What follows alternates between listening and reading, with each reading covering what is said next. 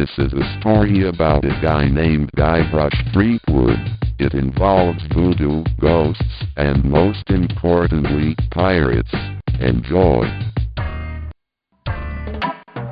Guybrush was walking along the road one sunny day, humming a tune and thinking about stuff. Like he always does. But then, out of the blue, he had a gut feeling to visit the voodoo lady, so he did. The voodoo lady told Guybrush that his life was in danger.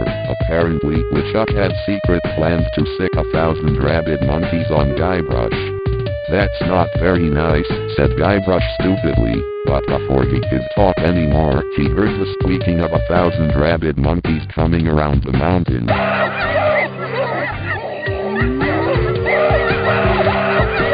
Guybrush quickly ran from the voodoo lady's home and hid behind some trees.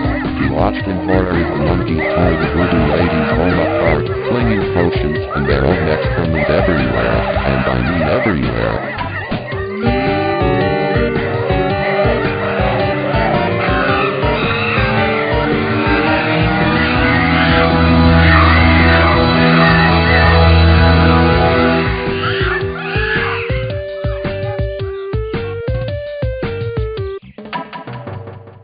Guybrush was soon on the run from the monkeys, but they were gaining on him fast. He had to do something or he would die. Then, suddenly, with extreme luck, he was able to send the monkeys to Siberia in an incredibly complicated series of well-thought-out traps. Now for the intermission.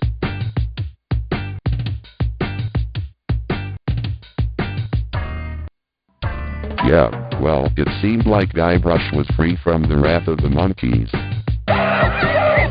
He decided to go to Stan's previously owned diseases, but then he had an even better idea. He'd continue on his quest for his one and only love, Elaine. And so his long and treacherous journey began. I'll leave the details up to your imagination. Okay, it seemed that Guybrush's search was nearing an end when a mysterious bearded old man tipped Guybrush off that Elaine was somewhere in Siberia. Guybrush, remember that the rabid monkeys were in Siberia, sensed the trick and immediately punched the old man in the face 4 times.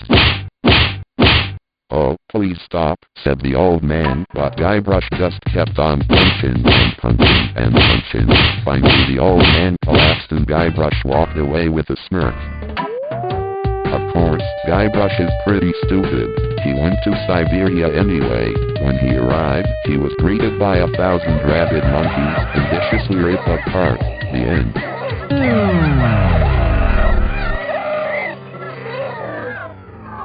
No wait, I read that wrong. He discovered that the monkeys had left in search of him and were currently on a ship sailing to where they last saw him. I had you going there for a second, didn't I? Okay, now for the rest of the story.